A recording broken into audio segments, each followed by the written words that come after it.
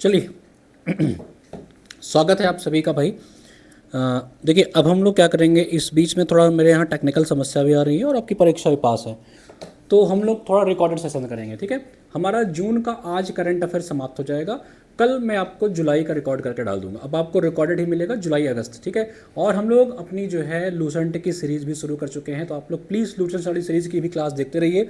मैं भी बोल करके उसका भी प्लेलिस्ट बनवा दूंगा। ठीक है, तो लूसेंट वाली क्लास देखते रहिए। और हाँ, जो क्लास आपको करंट अफेयर की पढ़ा रहा हूँ उसका पीडीएफ आपको एचएन अध्ययन के ऐप पे मिल रहा है। जो लोग पूछ रहे सर कैसे मिलेगा, ये हमारा एचएन अध्ययन का ऐप डाउनलोड कर लेंगे, करंट अफेयर वाले सेक्शन में जाएंगे तो ये पीडीएफ मिल जाएगा। चलिए लास्ट में आपको बता दूंगा बाय कैसे करना। ठीक है, और इस तरह से आप इसको प्रिंट आउट करा लीजिएगा और प्रिंट आउट करा के पढ़ते रहिए। ठीक है भाई, मैं खुद भी इससे ही पढ़ रहा हूँ। देखिए मैं खुद भी इसी से पढ़ रहा हूँ। ठीक है, और अपने बनाए हुए नोट्स से पढ़ने का अलग ही सुकून है।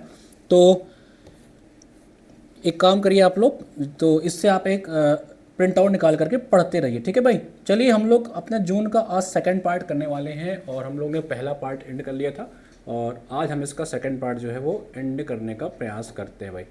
ठीक है, चलिए हम लोग ने इंडेक्सेस पढ़ा था पहले पार्ट तक, इंडेक्स तक देखा था, आज थोड़ा उसके आगे देखते हैं। ठीक है, तो हमारा क्या है आज, ग्लोबल लिवेबिलिटी इंडेक्स। ठीक है, जो विश्व में रहने की क्षमता लोगों की है, किस शहर में कितना अच्छा रहने की सुविधा है, ठीक है, उसके हिसाब से ये इंडेक्स निकाला गया है। बहुत इंपॉर्टेंट इंडेक्स होता है और ये हर साल ही इंडेक्स आता है। क्या नाम है इसका, ग्लोबल लिवेबिलिटी इंडेक्स 2025 जो है। कौन निकालता है, सबसे इंपॉर्टेंट है ये भैया, द इकोनॉमिस्ट इंटेलिजेंस यूनिट यानी कि EIU निकालता है। इसको देख लीजिएगा और आपके परीक्षा में, पीसीएस की परीक्षा में ये इंडेक्स कई दफ़ा पूछ चुका है। ठीक है, और रिपीट करने का चांस भी है। 2017, 18, 19, 20 लगातार पूछता है इंडेक्स। चलिए इस इंडेक्स के बारे में देखते हैं। भारतीय शहरों के बारे में जो इसमें स्थिति बताई गई है, बताया गया है कि भारत में अगर देखा जाए तो जो सबसे ठीक ठाक शहर है वो आपका 120वां रैंक के साथ आपकी नई दिल्ली है और 121वें रैंक के साथ आपकी मुंबई है। ठीक है, और अगर हम विश्व में देखें, वर्ल्ड में देखें, टॉप पे कौन है, जो सबसे ज़्यादा रहने योग्य अगर शहर में देखेंगे हम लोग तो सबसे बेस्ट सिटी कौन है, वो है आपका कोपेनहेगन जो डेनमार्क में है, यानी कि सी। फिर आपका वियना, ऑस्ट्रेलिया का जो वीना है वो सेकंड टॉप कंट्री है जो रहने योग्य है। फिर आपका ज्यूरिख। भैया ये तीनों याद कर लीजिएगा, वेरी इंपॉर्टेंट है। कौन सा, कोपेनहेगन, फिर आपका वीना और आपका ज्यूरिख, ये टॉप कंट्री हैं। CVZ याद कर लीजिएगा। पहले एक CBZ गाड़ी आती थी, किसकी, यामाहा की गाड़ी आती थी CBZ। अगर आप लोगों ने देखा होगा CBZ आती थी तो उसे याद कर लेने का। कोपेनहेगन, वियना और आपका ज्यूरिख, ये टॉप 3 कंट्री हैं या कंट्री के शहर हैं जो रहने योग्य हैं। ठीक है, अब देखिएगा जो सबसे कम रहने योग्य वो कौन सा है, आपका दमिश्क जो आपकी सीरिया की कैपिटल है, वो सबसे बेकार है रहने योग्य। फिर आपका त्रिपोली जो लीबिया की कैपिटल है और फिर ढाका जो बांग्लादेश की कैपिटल है। ये तीनों का देख लीजिएगा, आपका क्या है, दमिश्क, त्रिपोली और ढाका ये सबसे खराब है। कोपेनहेगन, वियना और ज्यूरिख ये आपके सबसे टॉप पे हैं। ठीक है भाई, आवाज़ क्लियर है, एक सेकंड। ठीक है, चलिए अब हम देखते हैं कुछ कार्यक्रम, कुछ सरकारी जो योजनाएं हैं। सबसे इंपॉर्टेंट योजना जो आपकी है वो नव्या योजना, इसको टिक कर लो। ये आपके परीक्षा में ये योजना पूछ सकता है भाई। कारण क्या है पूछने का, समझिए।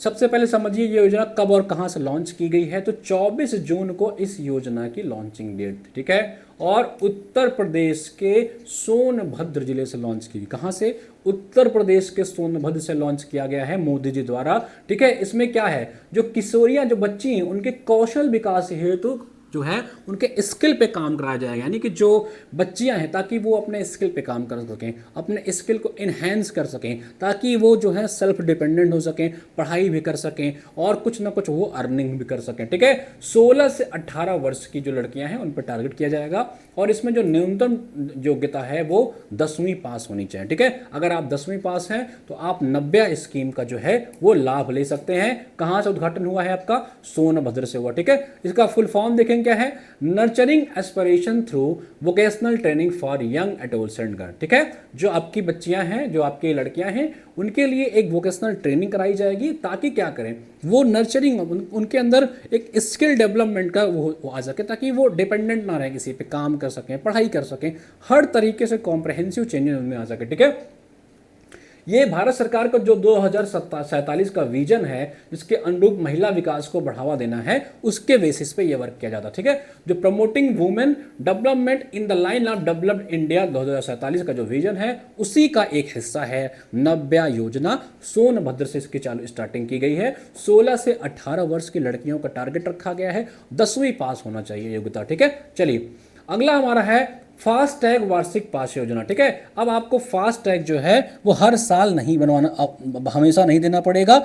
उसको क्या करना पड़ेगा, आपको फास्ट टैग को क्या करना पड़ेगा, सरकार ने एक फास्ट टैग के लिए 18 जून को एक घोषणा करी है, आपके नितिन गडकरी जी ने, जो आपके सड़क परिवहन मंत्री, उन्होंने कहा भैया कि अब आपको एक पास मिल जाएगा, आपका फास्ट टैग का एक पास मिल जाएगा जो आपका 1 साल तक वैलिड होगा। ठीक है, ये कब से लागू होगा, ये 15 अगस्त 2025 से जो है ये अप्लाई हो जाएगा। 18 जून को अनाउंसमेंट किया गया है। देखते हैं इसके बारे में क्या है। देखिए ये आपके नितिन गडकरी जी मुस्कुरा रहे हैं, फास्टैग जो एनुअल पास का इन्होंने अनाउंसमेंट कर दिया है। फायदे इन्होंने कई सके गिनाए थे, आपके काम के फायदे नहीं, आपके काम का स्कीम है जो आपके एग्जाम में आ सकता है, वो देखते हैं। ठीक है, पास की जो लागत होगी 3,000 रुपए। ठीक है, 1 वर्ष में आप 20 बार यात्राएं कर, जैसे आप पता लगा गए खड़े होते थे, ठीक है, यहाँ पे ऐसे जा रहे हैं आप, ये आ रहे थे आपकी गाड़ी, ये फट से बंद कर दिया, पैसा निकालो, कहाँ चले जा रहे हो, तो आपने कहा कि अरे साहब हमारे पास है, तो ये क्या किया, फट से दरवाजा खोल दिया दोनों, आप सट से निकल लिए और ट्रैफिक भी नहीं लगेगी।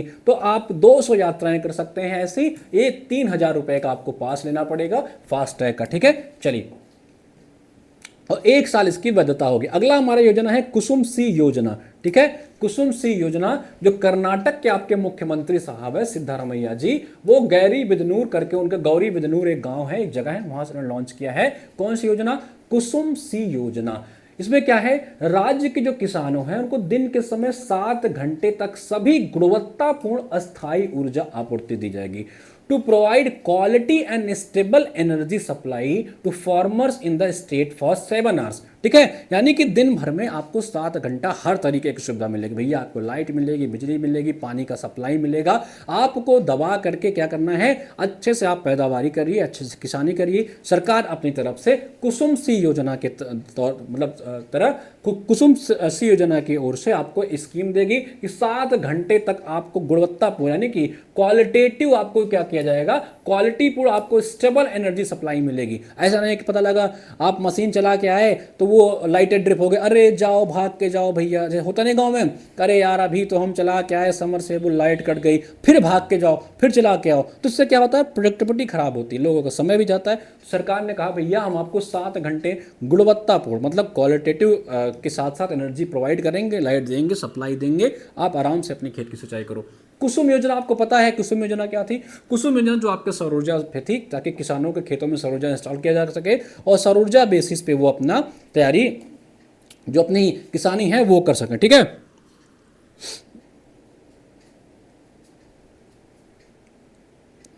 ठीक है भाई,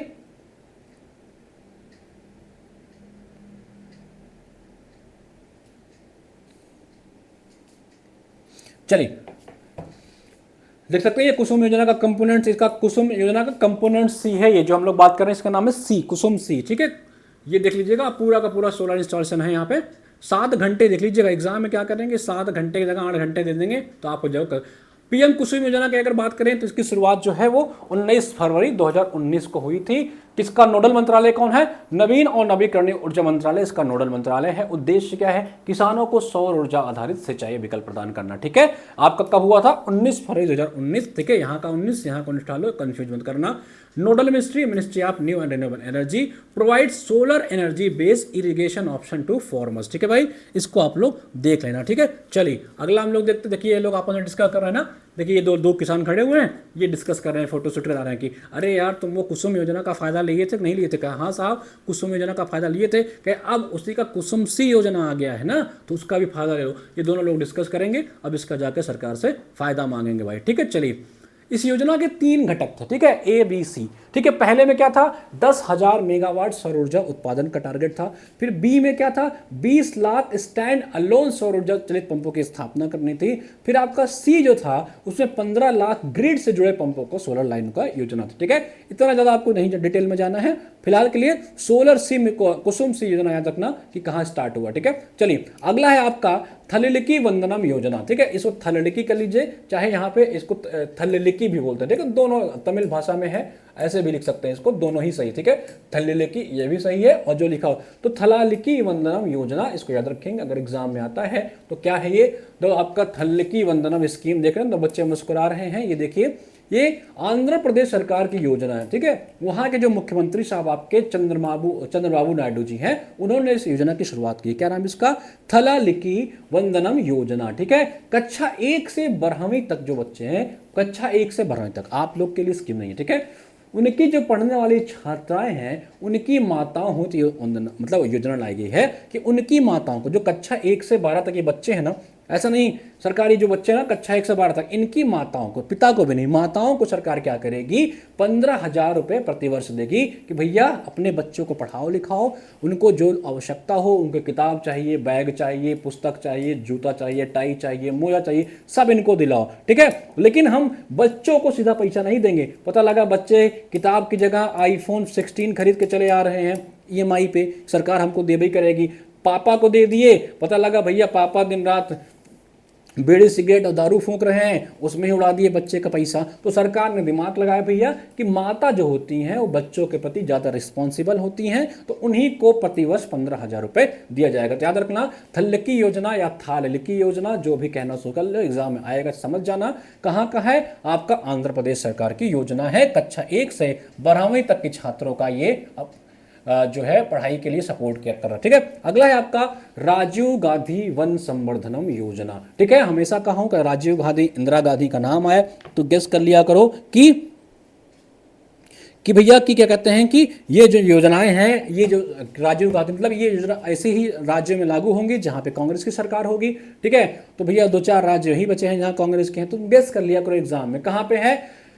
सुखविंदर सिंह सुक्खू जी जो आपके हैं, सुखविंदर सिंह सुक्खू जी जो आपके हैं, आपके कहाँ के, हिमाचल प्रदेश के आपके मुख्यमंत्री जी हैं, उन्होंने स्टार्ट किया है राजीव गांधी वन संवर्धनम योजना, हमीरपुर जिला है वहां से स्टार्ट किया गया है। उद्देश्य क्या है, to increase the green cover by planting fruit trees in the barren and damage forest, ठीक है, यानी कि आपके जो बंजर और क्षतिग्रस्त वन क्षेत्र हैं वहां पे फलदार पौधे लगाना, रोपण करना, ताकि ग्रीन आवरण यानी कि हरित आवरण जो है इसको बढ़ा सकते। जैसे मान के चलिए कि ये जमीन है, ठीक है, पूरी तरह से बंजर जमीन, यहाँ पे कुछ नहीं होता, अब यहाँ क्या करें, आम का पेड़ लगा दिए, एक आम का पेड़ लगा दिए, यहाँ पे एक आम का पेड़ देख लो, बना लो पेड़ भैया, इस तरह आम का पेड़ लगा दिए, पपीता का पेड़ लगा दिए, अमरूद लगा दिए, ताकि जो आपकी जमीन बंजर है उससे क्या कर जाए, जो आपका आवरण है, जो आपका ग्रीन कवरेज है, इसको जो है बढ़ाया जा सके, ठीक है। जो अभी आप लोग एक रिपोर्ट पढ़ लेना, ISFR जो रिपोर्ट आई है, आई थिंक 2023 की रिपोर्ट आई होगी लेटेस्ट, या 25 की जो भी रिपोर्ट अभी लेटेस्ट रिपोर्ट हो, इसके लेटेस्ट रिपोर्ट को पढ़ लेना, ठीक है। उसमें कितना भारत का वन फॉरेस्ट कवर है, क्या है, ये सारी चीजें देख लेना भाई, ठीक है। आई थिंक आरओ में से प्रश्न आया नहीं था, है ना। चलिए अगला अपना क्या स्कीम है, हरित कौशल एवं इलेक्ट्रिक व्हीकल, ठीक है, ईवी प्रशिक्षण कार्यक्रम, ठीक है, कौन सा, ईवी प्रशिक्षण कार्यक्रम, कौन, कौशल विकास एवं उद्यमिता मंत्रालय के तहत प्रशिक्षण महानिदेशालय द्वारा इस कार्यक्रम को चलाया गया, ठीक है। Directorate general of training, ministry of skill development and entrepreneurship ने चालू किया है ईवी प्रशिक्षण कार्यक्रम, ठीक है। इसमें क्या किया जाएगा, छात्रों और शिक्षकों को ग्रीन एनर्जी एवं ई मोबिलिटी में भविष्य हेतु तैयार और क्षमता से लैस किया जाएगा, ताकि देखिए आपको पता है कि भारत के पास बहुत कैपेबिलिटी है, सबसे ज़्यादा यहाँ पे लोग रहते हैं, सबसे ज़्यादा यहाँ डिमांड बढ़ने वाली है, AI की डिमांड, EV की डिमांड, अभी हम लोग ने डेटा पढ़ा था कि EV की डिमांड भारत में बहुत तेज़ी से बढ़ने वाली है सन 2030 के आसपास से। तो उसी के लिए सरकार अभी से लोगों को ट्रेन कर रही है कि भैया अभी से लोगों को ट्रेन किए रहेंगे तो जो डिमांड होगी वो पूरा हो पाएगा। अभी से लोग, पता लगा सब अचानक हो रहा है, ठीक है। इसीलिए आपसे कहता हूँ कि पहले से आप ट्रेंड रहो परीक्षाओं के पैटर्न पे कि पीसीएस की परीक्षा कैसे आएगी, कैसे एग्जाम में क्वेश्चन पूछे जाएंगे, ठीक है। लास्ट टाइम जैसे पता लगा कि आप आरओ के हिसाब से तैयारी करके जा रहे हो कि वन लाइनर फैक्ट आएगा, 2024 की तरह आ गया, तो हर तरीके से आप अपने आप को ट्रेंड रखो एडवांस में। इसलिए जब मैं आपको करंट अफेयर पढ़ाता हूँ ना, मैं आपको हर तरीके से वाकिफ कराता हूं, हर तरीके से आपका नज़र इसमें रूबरू कराता हूं भैया, कि समझ लो आयोग कहां से आपको प्रश्न बनाएगा, कहां से आपसे आयोग प्रश्न पूछ सकता है, ठीक है। और मैं जब स्टार होता है, जब बहुत महत्वपूर्ण होता है, डबल स्टार बनाता चलता हूं, आपको बताता रहता हूं कि भैया देखो आयोग इससे आपको स्टेपल बना सकता है, इससे आयोग आपको मैच करा सकता है, यहां से क्रोनोलॉजी बना सकता है। तो हर तरीके से आपको मैं रेडी करवाता हूं। इसी तरह सरकार क्या कर रही है कि जो ईबी प्रशिक्षण कार्यक्रम है आपका अभी से लड़कों को रेडी करा रही है, बच्चों को रेडी करा रही है, छात्रों शिक्षकों को, ताकि ग्रीन एनर्जी भविष्य में भारत की जो टारगेट है कि भैया हम लोग 2070 तक नेट जीरो का जो टारगेट रखे हैं उसके भी हम काम कर सकें, ठीक है।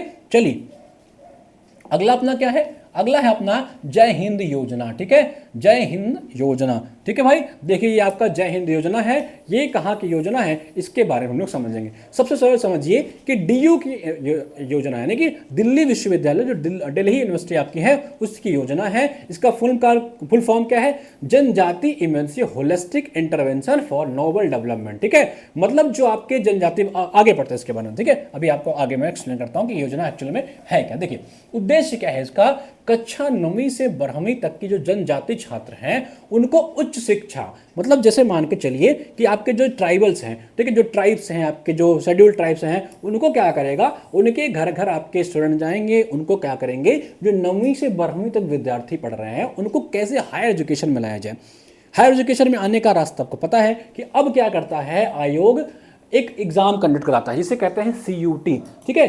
पीसीएस के 2022 में यही क्वेश्चन पूछ लिया था कि सीयूटी का फुल फॉर्म क्या है, ठीक है। ये नहीं, इसने पूछा था कि जो अभी एकल यूनिवर्सिटी एंट्रेंस टेस्ट कराया जा रहा है उसका नाम क्या है, तो यही नाम था CUT.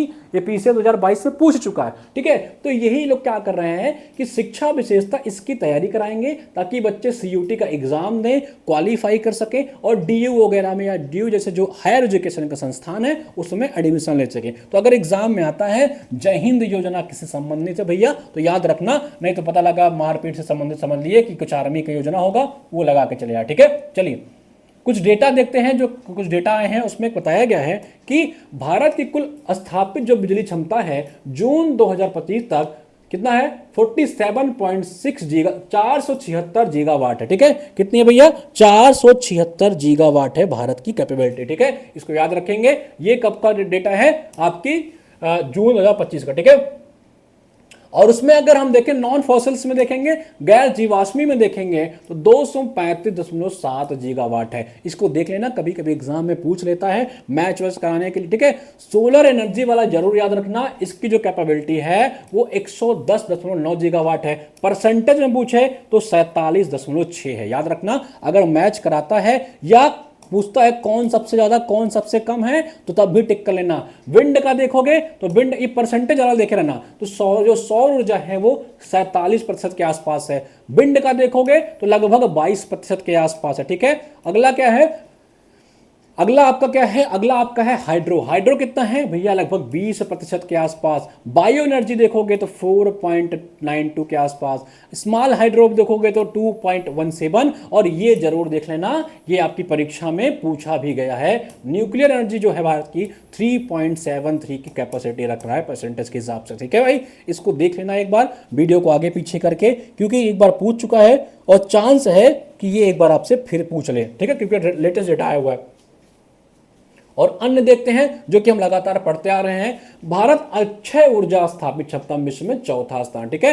India rank 4th in the world renewable energy, ठीक है। और पवन में हम लोग बार बार पढ़ रहे हैं कि विंड में भारत का चौथा स्थान है, और सन में भी हम लोग देख चुके हैं कि भारत का तीसरा स्थान है, ठीक है। हम लोग ने ट्रिक से भी समझा था कि SUN, ठीक है, इसमें 3 है ना, 1 2 3, तो इसमें आपका थर्ड है, फिर बच्चा पवन तो उसमें फोर्थ कर लो, कंफ्यूजन की बात ही नहीं है, ठीक है। चलिए अगला देखते हैं भाई। अगला अपना क्या है, अगला है कि इसमें बताया गया है कि जो हमारा रूरल इलेक्ट्रिफिकेशन है वो 100% हम लोग ने कवर कर लिया था सन 2018 तक, ठीक है। और प्रति व्यक्ति बिजली खपत की वृद्धि बात की जाए तो 2013-14 से 2022-23 में 13,957 किलोवाट KWH था आपका, किलोवाट हर्ट्ज, वो 1395 तक पहुंच गया। इतना डीप नहीं जाना है, जो मैंने इसके पहले वाला बताया है उसको बस आप क्या रखना, ठीक है। चलिए अब अगला जो अपना है दुनिया का सबसे बड़ा ड्रैगन फ्रूट उत्पादक, ठीक है।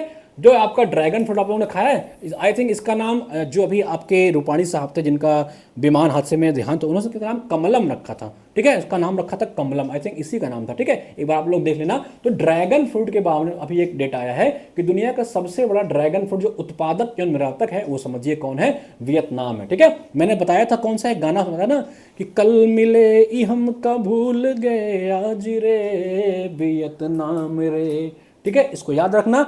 रे यहाँ पे एक एग्रीकल्चर होता है, जिसे अपने यहाँ क्या होता है, ठीक है, जैसे अपने एमपी में होता है बेबार, झूम खेती होता है नॉर्थ ईस्ट में, वैसे आपका होता है वियतनाम में रे, याद रखेंगे वियतनाम में रे। अब बताइए कि आपका ब्राजील में कौन सा होता है, ठीक है। तो इसने कहा कि भैया शीर्ष 5 उत्पादक देखा जाए, टॉप 5 प्रोड्यूसिंग कंट्री देखा जाए तो वियतनाम सबसे ऊपर है, किसमें, कमलम, जिसे हम लोग कहते हैं ड्रैगन फ्रूट। देखिए कमलम में माँ आता है ना, इसका नाम रखा गया था कमलम, ठीक है, कमलम रूपाणी साहब ने रखा था इसका नाम, गुजरात के जो मुख्यमंत्री थे पूर्व। तो वियतनाम टॉप पे है, फिर उसके बगल चाइना, फिर आपके इंडोनेशिया, फिर आपके थाईलैंड, फिर आपके ताइवान, ये आपके सबसे ज्यादा ड्रैगन फ्रूट उत्पादक कंट्री हैं जो डेटा आया हो, ठीक है।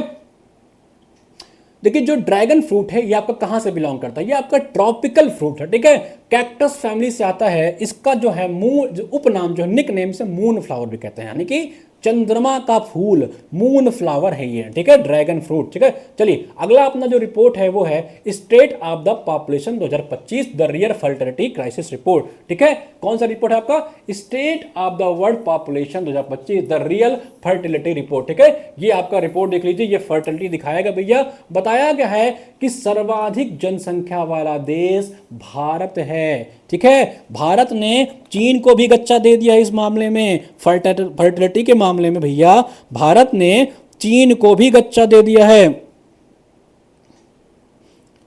ठीक है भाई। तो कौन सा रिपोर्ट आया है, state of the world population 2025 the real fertility report. भाई इसको देख लेना एक बार, ठीक है, और एक सेकंड रुकिए बस।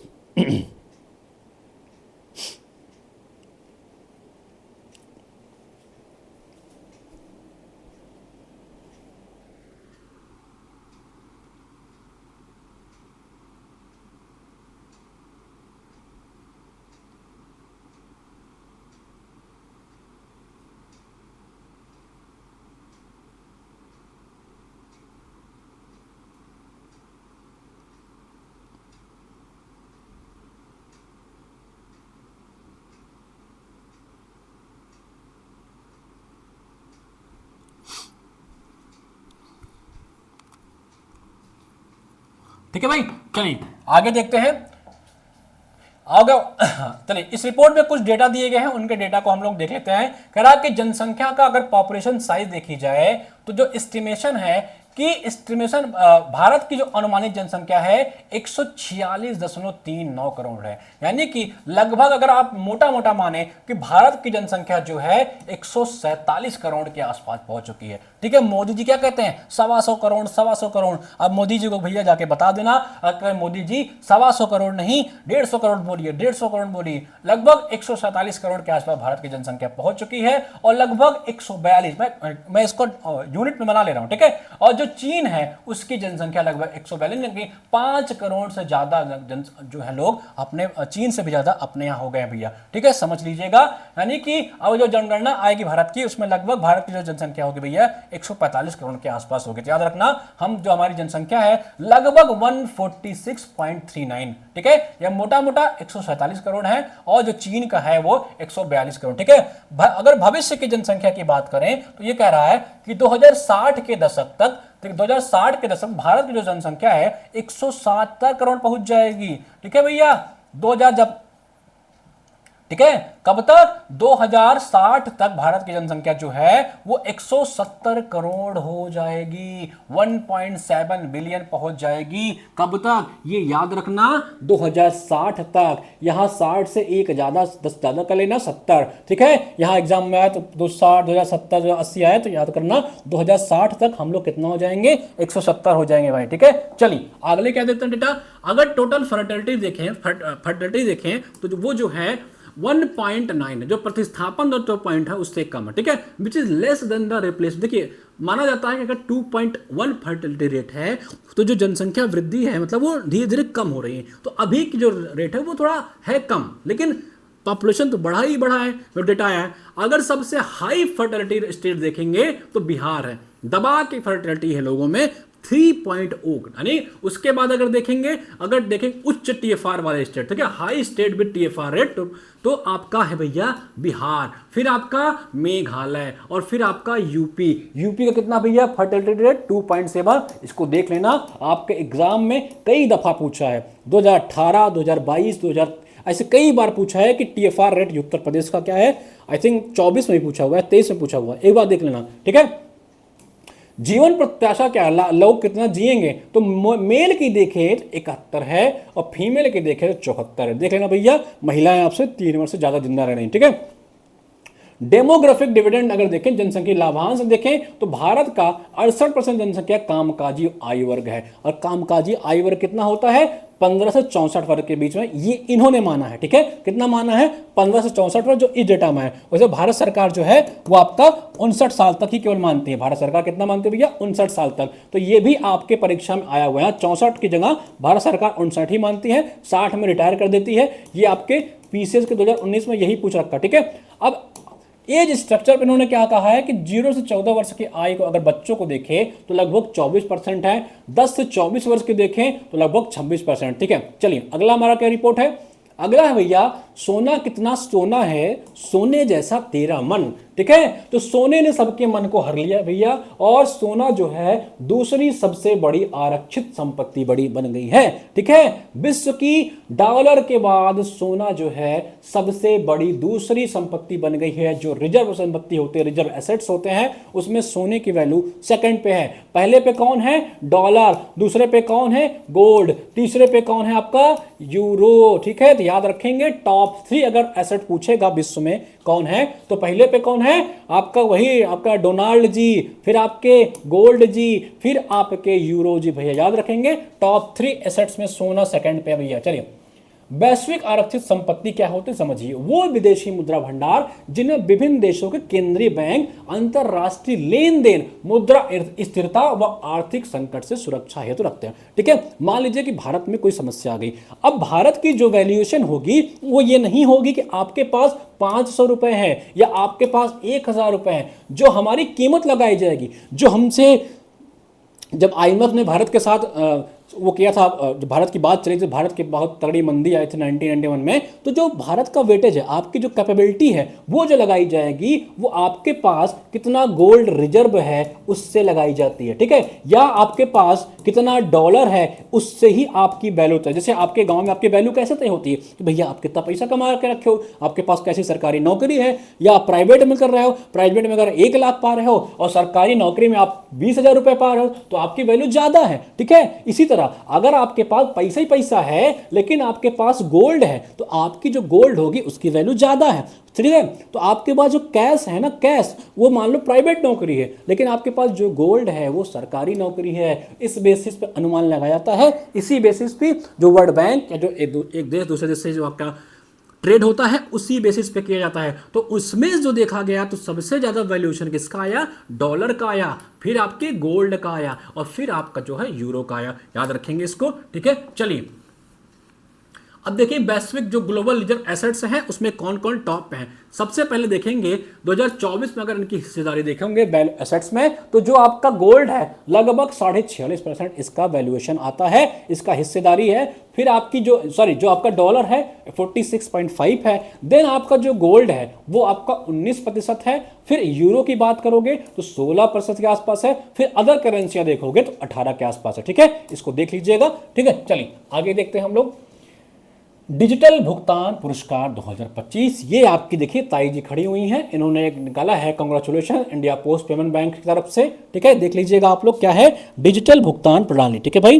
कौन सा डिजिटल भुगतान पुरस्कार 2025, वेरी वेरी इंपॉर्टेंट, इसको टिक कर लीजिएगा। किसको मिला है, इंडिया पोस्ट पेमेंट बैंक को मिला है। देख लीजिएगा ये इंडिया पोस्ट पेमेंट बैंक के भैया सीईओ वगैरह होंगे, ये आपकी ताई जी हैं, ये इनको क्या दे रही हैं भैया, सम्मानित कर रही हैं। किसको? इंडिया पोस्ट पेमेंट बैंक को वित्त मंत्रालय के वित्त सेवा विभाग द्वारा डिजिटल भुगतान पुरस्कार में। ठीक है, मतलब दबा के इन्होंने डिजिटल भुगतान कराया हुआ है। भैया क्या हमको कैश नहीं चाहिए भैया, हमारे क्यूआर पे कर दो। तो उसके लिए ताई जी ने उनको कहा भैया आओ आओ, आपने बहुत बढ़िया अच्छे से डिजिटलाइजेशन किया है भारत का, डिजिटल इंडिया जो मिशन है आपने उस पर आप खरे उस पर उतरे हैं, तो भैया बता देना कि डिजिटल इंडिया मिशन भारत ने कब लॉन्च किया। ठीक है, तो इंडिया पोस्ट पेमेंट बैंक को इसका जो है अवार्ड मिला है, ताई जी ने अवार्ड दिया है, देख सकते हैं फोटो में। ठीक है, चलिए अब देखेंगे इसका जो स्थापना हुई थी, किसकी स्थापना? आपके इंडिया पोस्ट पेमेंट बैंक की जो स्थापना है कब हुई थी? 2018 में हुई थी। इसका हेडक्वार्टर बात करोगे तो भाई दिल्ली में है और 100% भारत सरकार के स्वामित्व में, यानी कि भारत सरकार द्वारा 100% ओन्ड कंपनी है। ठीक है, चलिए अब हम आते हैं एफडीआई प्राप्तकर्ता, जो डेटा आया हुआ है कि शीर्ष एफडीआई प्राप्तकर्ता कौन से हैं। ये भारत का आप देख सकते हैं, ये जो रीजन है इसको आप देख सकते हैं, जो वेस्टर्न रीजन है वहां सबसे ज्यादा एफडीआई आए हुए हैं। तो आंकड़े क्या कहते हैं? जो डीपीआईटी मंत्रालय ने आंकड़े जारी किए हैं, उद्योग एवं आंतरिक व्यापार संवर्धन विभाग ने जारी किया है, department for promotion of industry and internal trade DPIIT ने जारी किया है। बताया है कि भारत में जो सबसे ज्यादा एफडीआई प्राप्त करता है वो महाराष्ट्र है। ठीक है, जो टॉप एफडीआई है भैया कौन है? महाराष्ट्र है। लगभग 31% एफडीआई इसी को मिला है। ठीक है, ये जो महाराष्ट्र आपका रीजन है 31% एफडीआई इसको ही मिला है, और कर्नाटक को लगभग 20%, यानी कि केवल यही दो को मिला लिया जाए तो भारत के एफडीआई का 50% जो है महाराष्ट्र और कर्नाटक में ही आ गया है। ठीक है, तो याद रखेंगे कहाँ मैंने बताया था भारत का, कमेंट सेक्शन में बताइए कि भारत मैं पिछली मंथ में बताया था कि सबसे ज्यादा किस देशों से एफडीआई भारत में आए हुए हैं, कमेंट में जरूर लिखिएगा। ठीक है, फिर उसके बाद थर्ड पे दिल्ली है, फिर आपके गुजरात है, तो याद कर लीजिएगा महाराष्ट्र, कर्नाटक, ठीक है, उसके बाद आपके दिल्ली। ठीक है, इतना तो याद कर लीजिएगा, एमकेडी। ठीक है, चलिए अगला न्यूज क्या है? हाँ, कुल एफडीआई देखेंगे, कुल एफडीआई कितना आया है? लगभग 81.4 बिलियन डॉलर आया है।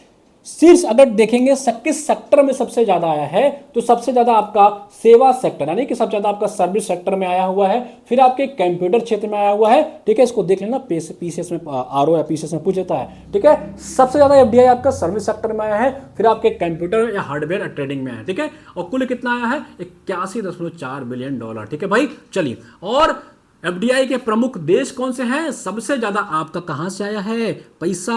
सिंगापुर से। ठीक है, फिर आपका मॉरिशस से, मोदी जी मॉरिशस गए थे, याद है? यहीं की महिला ने मोदी जी का गाया था गीत गवाई, याद है ना?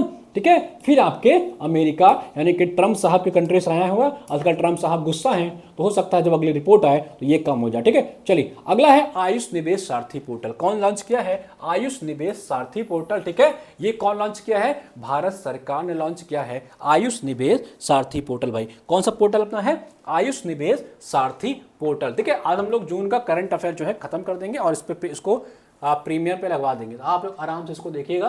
ठीक है भाई, चलिए क्या है आयुष में निवेश आकर्षित करने। जो आयुष क्या है? आयुष मंत्रालय क्या है आपका? जो आपके भारत के अलग अलग विभाग है मेडिकल सेक्टर के, वही मिलाकर के सरकार ने एक डिपार्टमेंट बना है आयुष।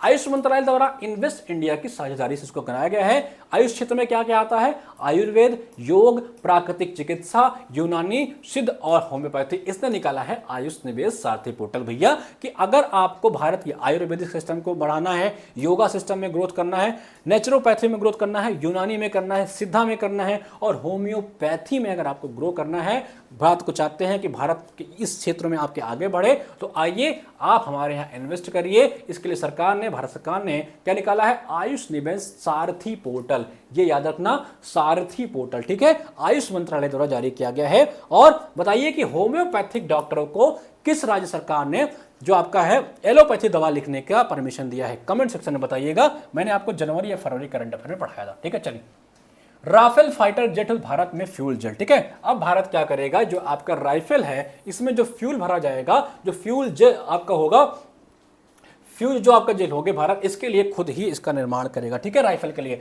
ठीक है, राइफल की क्या संचालक कौन होगा? फ्रांस की डसाल्ट एविएशन कंपनी और भारत की arrow space advance system limited जो है, ये मिलकर इस पर काम करेंगे। इसकी जो यूनिट होगी वो हैदराबाद में बनाई जाएगी। ठीक है, ये देख लीजिएगा। और एक न्यूज और है, Tata to build Rafale jet parts, और इसके जो कुछ पार्ट्स होंगे वो टाटा से भी बात चल रही थी। हालांकि इस पे अभी फाइनल मोहर लग पाया था, नहीं लग पाया था, ये हम लोग शायद अभी सितंबर या जब नवंबर का न्यूज पढ़ेंगे तब होगा। टाटा से अभी कोई इसके बात चली, ठीक है।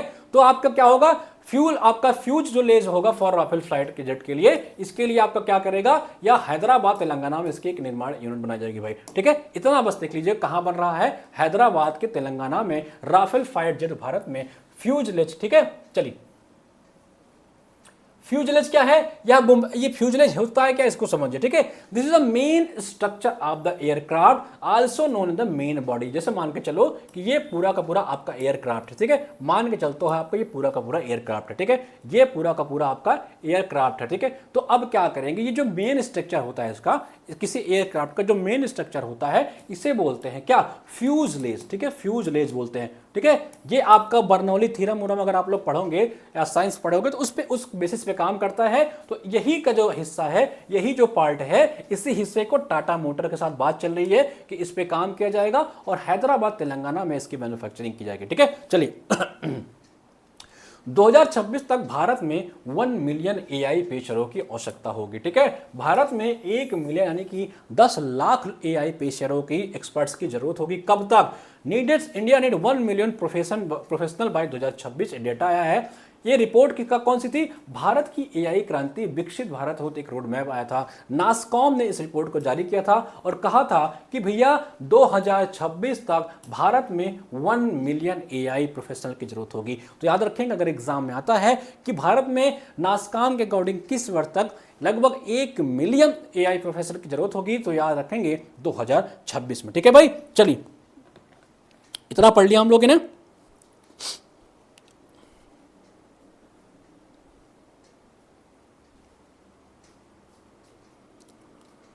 ठीक है भाई, बस 1 मिनट दीजिएगा।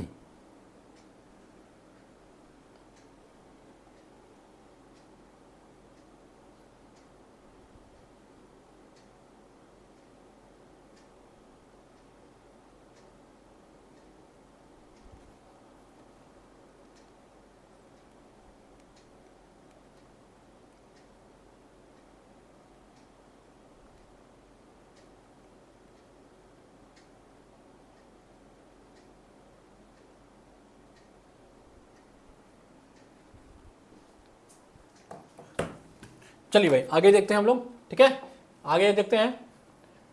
और क्या इसने कहा है कि 2047 तक 23 से 35 ट्रिलियन अमेरिकी डॉलर की अर्थव्यवस्था बनने की महत्वाकांक्षा को एआई आधारित उत्पादकता से जोड़ना, यह भी भारत का लक्ष्य है,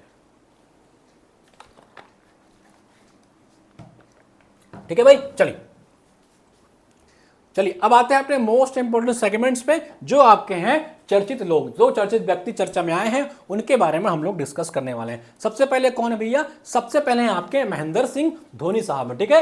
ये आईसीसी के हॉल ऑफ फेम में शामिल किए गए हैं। हाल ही में किसको आईसीसी के हॉल ऑफ फेम में शामिल किया गया है, तो याद रखेंगे धोनी साहब को शामिल किया गया है। इनके साथ साथ आपके मैथ्यू हेडन जो ऑस्ट्रेलिया के खिलाड़ी थे, और हाशिम अमला साहब जो दक्षिण अफ्रीका के खिलाड़ी थे, इनको भी शामिल किया गया, ठीक है। चलिए अगला देखते हैं और कौन है चर्चित व्यक्ति। अगला है आपका डेविड बेकहम। डेविड बेकहम साहब कौन है, इंपॉर्टेंट याद रखना, इंग्लैंड के फुटबॉल कप्तान थे। इनके ब्रिटेन के सम्राट द्वारा नाइटहुड की उपाधि दी गई है। किसको, बताइए कि भारत में किसने नाइटहुड की अपनी उपाधि को त्याग दिया था, क्यों त्यागा था यह भी बताइएगा कि नाइटहुड की उपाधि को त्याग दिया था, और कारण भी कमेंट सेक्शन में बताइएगा, ठीक है। चलिए तो किसको मिला भैया नाइटहुड, डेविड बेकहम। नहीं याद होगा एग्जाम में, कंफ्यूज होगा एग्जाम में, उठा लेना इनका डा और इनका डा, ये रहा डा, ये रहा डा और ये रहा डा, कहीं दिख जाए डेविड डेविड मार देना नाइटहुड, ठीक है। कमेंट सेक्शन में बताइएगा किसने भारत में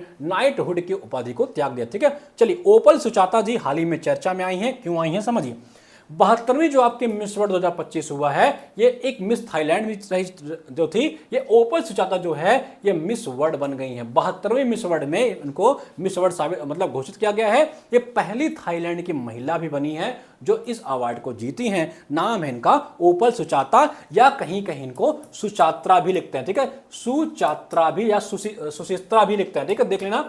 सुचित्रा भी लिखते हैं, क्योंकि थाई इनका नाम है तो हिंदी वाले इसे कन्वर्ट कर देते हैं, ठीक है। ओपल याद रखना, ठीक है। ओपल, सुचित्रा, सुचाता जो आए ये मिस थाईलैंड बन चुकी हैं। आप जो मिस थाईलैंड थी अब मिस वर्ल्ड बन चुकी हैं, और ऐसा होने वाली है पहली थाईलैंड वाली महिला में, ठीक है। चलिए अगला है आपका एसएसबी सोलंकी जी हैं। एसएसबी सोलंकी जी की फोटो आप देख सकते हैं, डीडी न्यूज से ये लिया गया है, ठीक है। ये क्या बनी है, लेफ्टिनेंट कमांडर है एसएसबी सोलंकी जी, राष्ट्रपति की सहायक डे कैंप में नियुक्त पहली महिला नौसेना अधिकारी। भैया याद कर लेना, जब कुछ पहला बार होता है तो यूपीपीसीएस के लिए भैया बड़ा इंपॉर्टेंट होता है। Become the first women naval cadre camp ADC to the president of India, first female naval officer appointed at the camp, ठीक है। सहायक डे जो कैंप होता है आपके राष्ट्रपति जी का, उनमें आपके ये शामिल हो चुके हैं। भाई क्या नाम इनका, एसएसबी सोलंकी जी, ठीक है। किसमें शामिल हो चुके हैं, राष्ट्रपति के डी कैंप में। अगला आपके हैं ली जे म्यांग, क्या नाम इनका, ली जे मांग, ठीक है। या ली जे या ली जी दोनों एक जोक मन को कहिए, इनका नाम याद रखिएगा, ब्यांग नाम है, ठीक है, म्यांग, ली जे म्यांग दक्षिण कोरिया के 21वें राष्ट्रपति बने हैं भैया। कौन, ली जे म्यांग। ली जे म्यांग सर आपको जिता देते हैं हम लोग, क्या नाम है इनका, ली जे म्यांग। कैटरीना कैफ, ठीक है, कैटरीना कैफ को आप लोग जानते ही होंगे। कैटरीना कैफ हाल ही में चर्चा में क्यों आई हैं, मालदीव की वैश्विक पर्यटन राजदूत नियुक्त की गई हैं, appointed as a global tourism ambassador of Maldives. Bharat याद होगा, भारत ने बीच में खूब मालदीव का बाइकआउट किया था, ठीक है। तो मालदीव वाले कहे यार कि भारत और वाले हमारे यहाँ आना बंद कर दिए हैं, ऐसा करो वहीं के किसी को बना दो अपने यहाँ का एम्बेसडर। तो कैटरीना कैफ को बना दिया गया है मालदीव की वैश्विक टूरिज्म एम्बेसडर, ठीक है भाई। देख लेना नौकरियों के लग गया तो मालदीव निकल जाना भैया, तो कैटरीना कैफ भी बोल रही है, ठीक है। चलिए अरुण श्रीनिवास जी हैं, मेटा जो कंपनी है यानी जो फेसबुक कंपनी है उसके एमडी नियुक्त किए गए हैं भारत के, ठीक है। अगले आपके हैं एस महेंद्र देव, प्रधानमंत्री आर्थिक सलाहकार परिषद के अध्यक्ष बने हैं। कौन, S Mahendra Dev. Chairman of the prime minister economic advisory council अगर बात करें कौन बना भैया, एस महेंद्र देव। क्या बने हैं, chairman of the prime minister economic advisory council बने हैं। प्रधानमंत्री आर्थिक सलाहकार परिषद के अध्यक्ष एस महेंद्र देव। और अरुण श्रीनिवास क्या बने हैं, मेटा के एमडी बने हैं भारत में, ठीक है। चलिए अगला देखते हैं हम लोग, सुमित खंडेलवाल ये क्या बने हैं, यूको बैंक के मुख्य वित्तीय अधिकारी, appointed chief financial officer of UCO bank, क्या नाम है, सुमित खंडेलवाल। अगले हैं आपके शैलेश सिंह मेहता, ये क्या बने, भारतीय उर्वरक संघ के अध्यक्ष नियुक्त किए गए हैं। क्या नाम इनका, शैलेश सिंह मेहता। नाम याद रख लेना भैया, एग्जाम में आपका पूछता है, क्या नाम है, शैलेश सिंह। पूछता क्या करेगा, ऐसे कई सारे नाम दे देगा आपसे, ठीक है, नाम देगा और उनका संबंध किससे है ये दे देगा, ठीक है। फिर आपको मैच कराना पड़ेगा, ऐसे मैच कराना पड़ेगा। अगर दो तीन नाम भी, एक दो नाम भी पता होता है तो आपका काम हो जाता है। तो याद रखेंगे शैलेश सिंह मेहता क्या बने हैं, भारतीय उर्वरक संघ के appointed chairman of the fertiliser association of India, ठीक है, किसके, फर्टिलाइजर, ठीक है। चलिए याद रखेंगे भैया। चलिए अमिताभ कांत जी, ये इंपॉर्टेंट है, इनको याद रख लीजिएगा, ये G20 के शेरपा पद से इस्तीफा दे चुके हैं अमिताभ कांत जी, ठीक है। ये जुलाई 2022 में इसके शेरपा बने थे, अब इन्होंने इससे इस्तीफा दे दिया है, ठीक है। चलिए कुछ लोगों का निधन हुआ है, देख लेते हैं। विजय रूपाणी साहब, जिनके बारे में हम लोग अभी बात कर रहे थे, जो कमलम ड्रैगन फ्रूट का नाम रखे थे, गुजरात के पूर्व मंत्री थे। एयर इंडिया आपके विमान दुर्घटना में इनकी मृत्यु हो गई थी, भाई आप लोग को पता होगा, ठीक है। चलिए अगला देखते हैं, अगला कौन है हमारे, अगले हमारे दाजी पणशिकर साहब थे, लेखक और साहित्यकार थे, महाराष्ट्र के रत्नागिरी जिले से थे। तो इनकी भी डेथ हो भैया। जितने इंपॉर्टेंट पर्सन का डेथ हो रहा है भैया देखते जाइएगा, एग्जाम में क्रोनोलॉजी पूछ लेगा तो कहोगे सर ये सब क्या पूछ रहा है, ठीक है, कुछ भी पेपर बना रहा है, फिर आप कहोगे गड़बड़ा गया। चलिए अब देखते हैं कुछ अवार्ड्स हमारे सामने हैं। 8वां वार्षिक नेतृत्व शिखर सम्मेलन, ठीक है, आपका 8th एनुअल लीडरशिप समिट कहां पे हुआ है, 8th जो वार्षिक नेतृत्व शिखर सम्मेलन कहां भैया, वाशिंगटन डीसी में हुआ है। USISPF द्वारा इसका आयोजन किया गया है और इसको किसने प्राप्त किया है, आदित्य बिरला समूह के चेयरमैन कुमार मंगलम बिरला साहब ने प्राप्त किया। भैया डबल स्टार लगा लेना, 8वां, हाल ही में 8वें वार्षिक शिखर सम्मेलन में आदित्य बिरला समूह के चेयरमैन कुमार मंगलम को यह अवार्ड मिला है। ठीक है, इसको याद रख लेना, एग्जाम में इनका नाम पूछेगा। 8वां वार्षिक नेतृत्व शिखर सम्मेलन हाल ही में यहाँ पे आयोजन किया गया है और निम्नलिखित में से किसको इसको अवार्ड मिला है? तो कुमार मंगलम बिरला साहब को अवार्ड मिला है। कमेंट सेक्शन में बताइएगा। इनको एक अवार्ड मिला था जो हम लोग जनवरी या फरवरी में पढ़े। ठीक है, चलिए अगला है आपका ऑर्डर ऑफ द मकारियोस 3। ठीक है, फिर मोदी जी को मिला अवार्ड। कौन सा? Order of Makarios 3। कब? साइप्रस द्वारा दिया गया है मोदी जी को। साइप्रस की कैपिटल बताइएगा क्या है? क्या? Order of Makarios. ये सा और ये सा। ठीक है, कौन दिया है?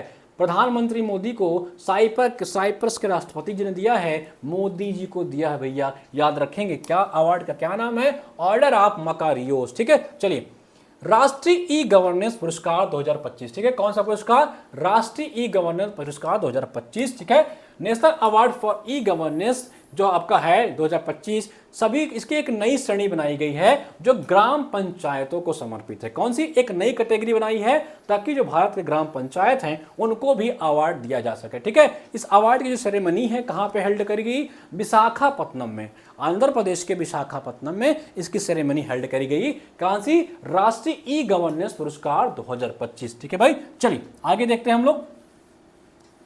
अगला है आपका 11वां green tech CSR India award. 11 green tech CSR India आपका जो अवार्ड है 2025 नई दिल्ली में इसका आयोजन किया गया है। तो ये अवार्ड किसको दिया गया है? भिलाई इस्पात संयंत्र जो है आपका, कमेंट सेक्शन में बताइए कि भिलाई कहां पे है। इसको दिया गया है ग्रीन टेक CSR इंडिया।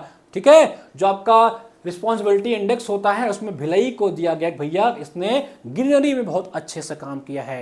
याद करिए, बताइए भिलाई हो भारत ने किसकी मदद से इसको बनाया है? ठीक है, कमेंट सेक्शन बताइएगा कि भारत ने किसकी मदद से इसको बनाया है और इसको ग्रीन टेक CSR इंडिया का अवार्ड दिया गया है। एग्जाम में कहीं टकराए तो भिलाई मार देना, उसी में आपकी भलाई है। ठीक है, चलिए मातृभूमि साहित्य भूमि पुरस्कार। ठीक है, मातृभूमि साहित्य भूमि पुरस्कार जो है सारा जोसेफ जी को दिया गया है। किसको दिया गया है? मातृभूमि जो पुरस्कार दिया गया भैया, किसको दिया गया है? मातृभूमि पे शीश चढ़ाने जहां पे जाओगे वीर अने, किसको? सारा जोसेफ जी को दिया गया है। ये मलयालम की लेखिका हैं। ठीक है, मलयालम साहित्य की लेखिका हैं, इनको दिया गया है सारा जोशी जी को। मातृभूमि यानी कि अपनी मातृभूमि की जो साहित्य होती है उसके बारे में प्रचार करना, उसके बढ़ावा देना। ठीक है, चलिए अगला जो आपका है अवार्ड वो चर्चा में है, प्रिंसेस ऑफ आस्टूरियस पुरस्कार 2025। इनको आप लोग पहचान रहे होंगे। ठीक है, इनको आप लोग पहचान रहे होंगे। इनका नाम है सेरेना विलियम्स। ठीक है,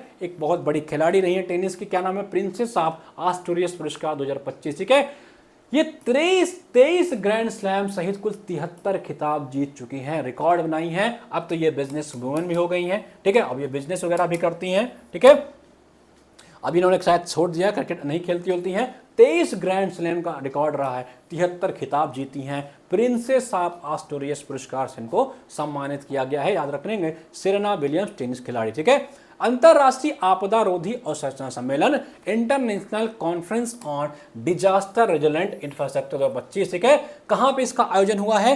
नीस फ्रांस में। वही जगह है जहां ओशियन वाला हुआ था, मैं बताया था ना पिछले महीने में, ओशियन का सम्मेलन भी हुआ था, उसी का एक हिस्सा है। इसका क्या विषय है?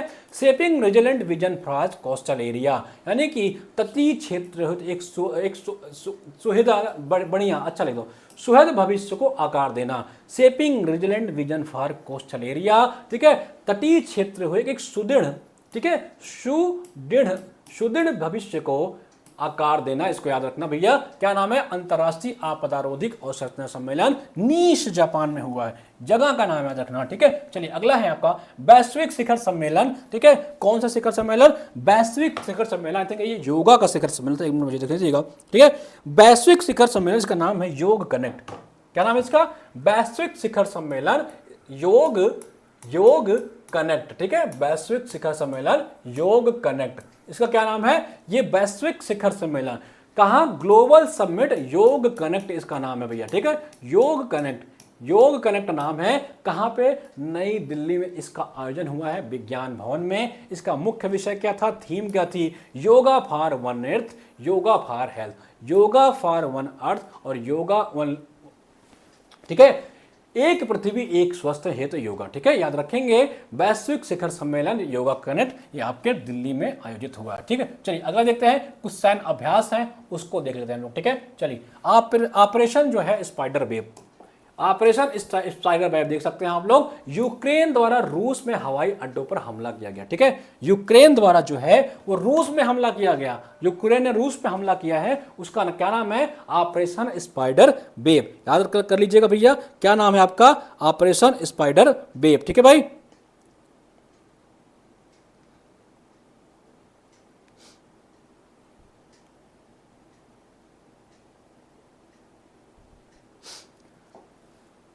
चलिए अगला क्या है आपका? चर्चित पुस्तक व लेखक, फेमस बुक्स एंड ऑथर, ठीक है। फेमस बुक्स एंड ऑथर आपके कौन कौन से हैं भाई? एक सेकंड भाई।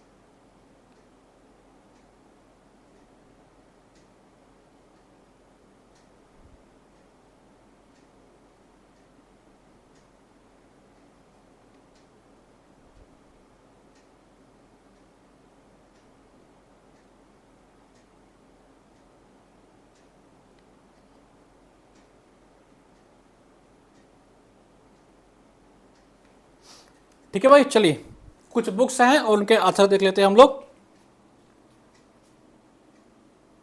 बस एक सेकंड दीजिएगा भाई।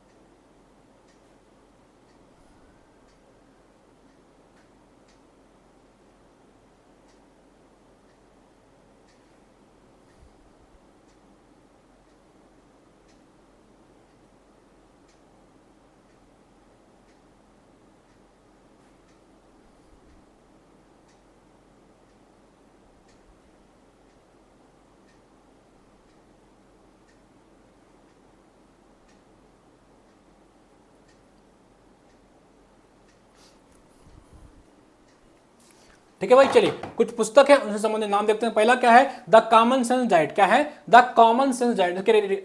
कौन लिखा है? रिजुता दिवेकर साहब ने लिखा है द कॉमन सेंस डाइट, ठीक है। अगला क्या है? मोदी की नीति शास्त्र, the words is his oyster. कौन लिखा है इसको? अधीश श्री अग्रवाल। इसको देख लीजिएगा, इंपॉर्टेंट है। मोदी की नीति शास्त्र, द वर्ड्स हिज आयस्टर, ठीक है। कौन लिखा है? अधीश श्री अग्रवाल साहब ने। अगला क्या है आपका? India 5000 years of history. कौन लिखा है?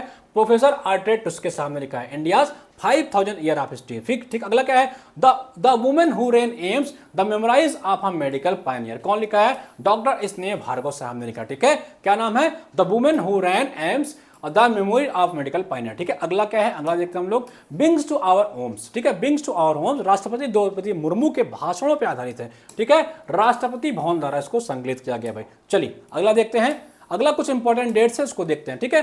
पहला क्या है? 31 मई। 31 मई को याद रखेंगे, वर्ल्ड टोबैको डे, यानी कि विश्व तंबाकू निषेध दिवस मनाया जाता है। अनकवरिंग द अपील, अपील का पर्दाफाश करना, डबल स्टार लगा लेना, ये आपका थीम पूछेगा। अगला क्या है? विश्व पर्यावरण दिवस 5 जून, प्लास्टिक प्रदूषण को कम करना, beat plastic pollution, double star लगा लेना भाई इसको भी। अगला क्या है आपका?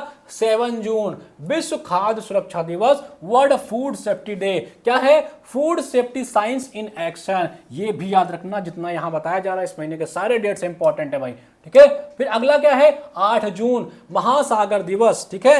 ये क्या है, सतत मत्स्य पालन का अर्थ है अधिक, ठीक है, याद रखेंगे। सस्टेनेबल फिशिंग मीन्स मोर, याद कर लीजिएगा भैया, ये सारे डेट्स इंपॉर्टेंट है, ठीक है, जितने बता रहा हूं इस महीने के सारे डेट्स। अगला क्या है, 14 जून, क्या है 14 जून को, विश्व रक्तदान दिवस, वर्ल्ड ब्लड डोनर दिवस, रक्त दो उम्मीद दो, साथ मिलकर के हम जिंदगियां बचा सकते हैं। अगला क्या है, 17 जून विश्व मरुस्थलीकरण और सूखा रोकथाम दिवस, world day to combat desertification and drought, भूमि को पुनः स्थापित करें, अवसरों का लाभ उठाएं, रिस्टोर लैंड, लिवरेज अपॉर्चुनिटी, ये देख लेना, ये सारे थीम को एक बार रिपीट करके पढ़ लेना। 20 जून को क्या है, वर्ल्ड रेफ्यूजी डे, विश्व शरणार्थी दिवस, सॉलिडरी विथ रिफ्यूजी, शरणार्थियों के साथ खड़े होइए, एक साथ जुटता लाइए, याद कर लेना, सारे इंपॉर्टेंट इस महीने का। अगला क्या है, अंतरराष्ट्रीय योगा दिवस, इंटरनेशनल योग डे, क्या है, एक पृथ्वी एक स्वास्थ्य के लिए yoga, yoga for one health,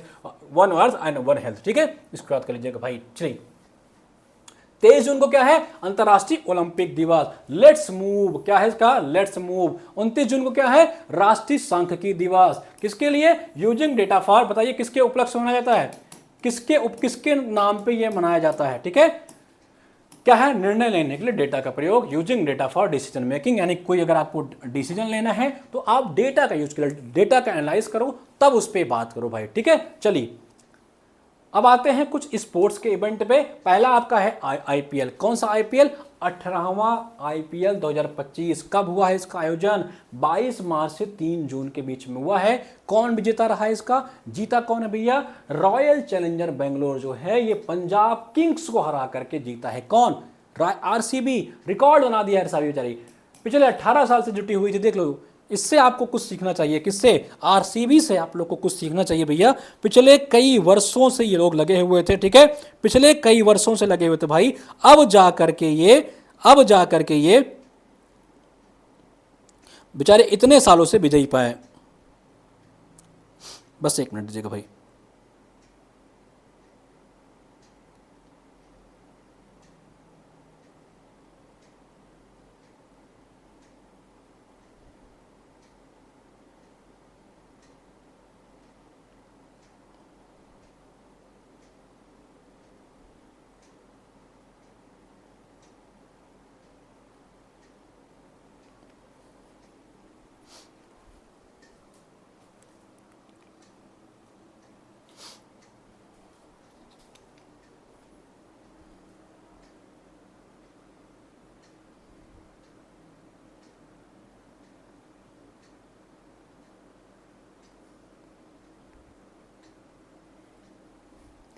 चलिए कौन जीता भैया, आरसीबी किसको हराई है, पंजाब को हराई है, ठीक है, 18वां सीजन था ये। चलिए सबसे महंगे खिलाड़ी इसमें कौन थे, ऋषभ पंत साहब थे, 27 करोड़ बिके हैं। किस टीम से खेले थे, कमेंट सेक्शन में बताइएगा, ठीक है। सबसे युवा खिलाड़ी जो है वैभव जी हैं, बिहार के थे, 13 वर्ष के हैं भाई, ठीक है। चलिए यंगेस्ट प्लेयर है। अब अगला है आपका 26वीं एशियाई एथलेटिक्स चैंपियनशिप 2025, ठीक है, ये आपका 26वीं है। ये रूपल जी थी, इन्होंने इसमें वुमेन में सिल्वर जीता था, ठीक है।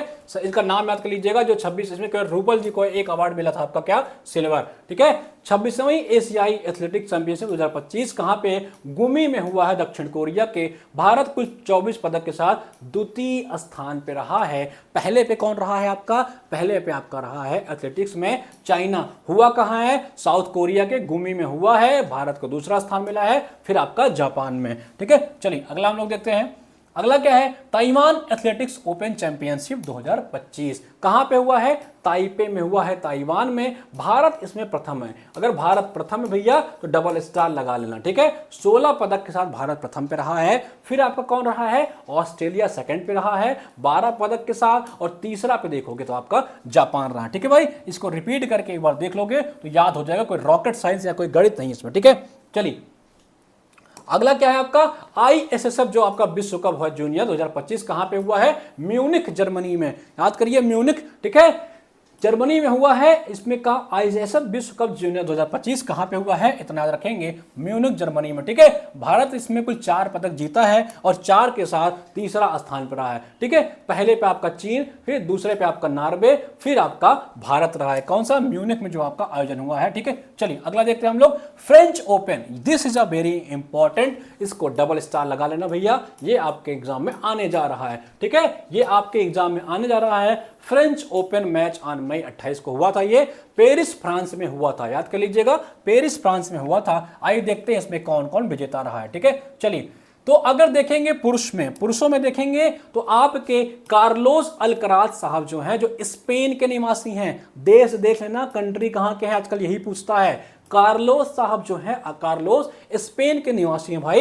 इन्होंने जैनिक सिनर को हराया है, जो आपके इटली के हैं। ठीक है, किसको हराया है, जैनिक साहब को हराया है। कौन, कार्लोस ने हराया है, जैनिक को हराया है, स्पेन के हैं, इटली को हराया है। ठीक है, चलिए महिला में देखेंगे तो कोको गॉफ जीती हैं। कौन, कोको गॉफ जीती हैं, जो यूएस की हैं, आर्यना सबालेंका को हरा करके रिकॉर्ड बनाया इन्होंने। ये बेलारूस की थी। ठीक है, यूएस ने बेलारूस को हराया है। ठीक है, इसको याद रखेंगे। चलिए अगला अपना क्या है, अपना अगला है एशियाई पैरा बैडमिंटन चैंपियनशिप 2025।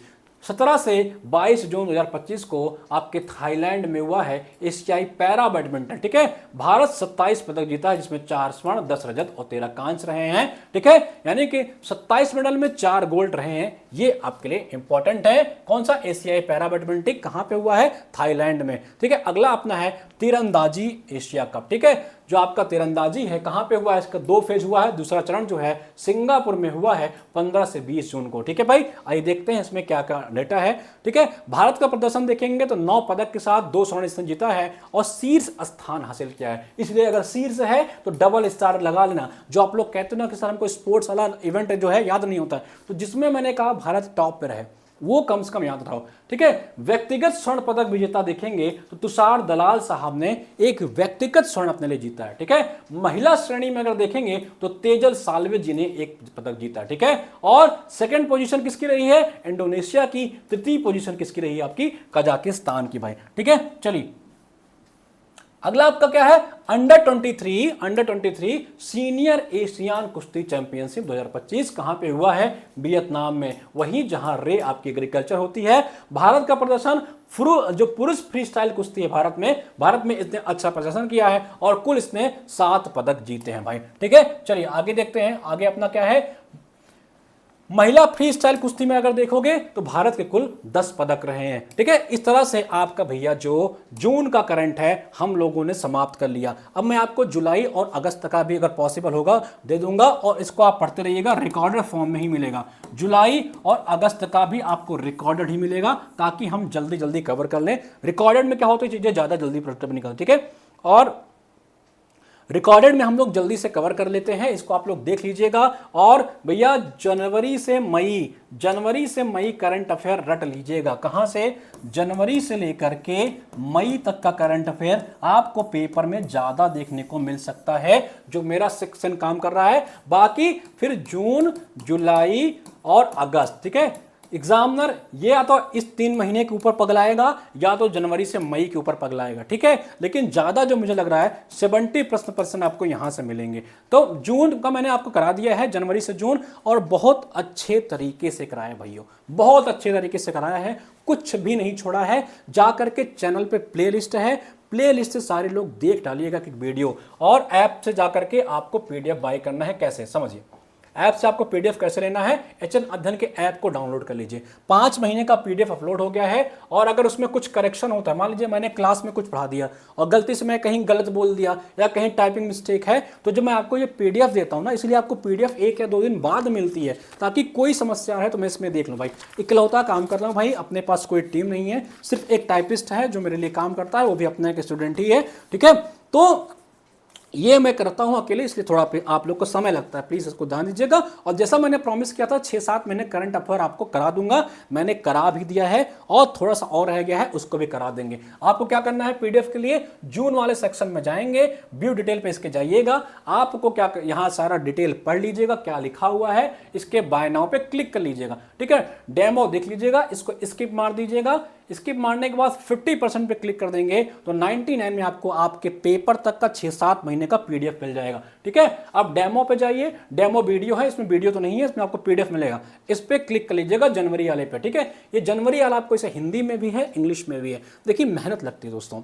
ठीक है, पूरे की पूरी करंट अफेयर को मैं पढ़ता हूँ, 80 पेज की करंट अफेयर को, फिर उसे छांट करके कंटेंट निकालना, टाइपिस्ट को भेजकर टाइप कराना, प्रूफ रीडिंग करना, और सबसे बड़ी समस्या आती है इसको ट्रांसलेशन में करके करना, इंग्लिश में करना। सिर्फ हिंदी में देना होता है तो कब का हो जाता है, लेकिन हिंदी इंग्लिश दोनों में देना होता है तो थोड़ा टाइम लगता है, इसलिए थोड़ा सब्र करिए और अच्छा मिलेगा आपको। इस तरह का आपको कॉन्टेंट मिल रहा है, देख रहे हैं आप लोग, ये शानदार कॉन्टेंट आपको मिल रहा है आपके तैयारी के लिए। मतलब ये ब्रह्मास्त्र है, कितना बेहतरीन तरीके से टू दी पॉइंट लिखा है। मतलब हमारे समय में अगर कोई ये देता तो मैं कोई और करंट पढ़ता ही नहीं। जाइए इसको चुपचाप पढ़िए। उत्तराखंड के रिवीजन कितना सही हो, उत्तराखंड लिखा हुआ है, 38वें राष्ट्रीय खेल का आयोजन, उद्घाटन मोदी जी, मेजबानी भारतीय ओलंपिक संघ, टू दी पॉइंट लिखा है ताकि आपसे कुछ ना छूटे। पढ़ते रहिए। 6 महीने हम लोग ने अच्छे से कवर कर लिया, 1.5 महीने का और देखना है, उसको भी देख लेंगे।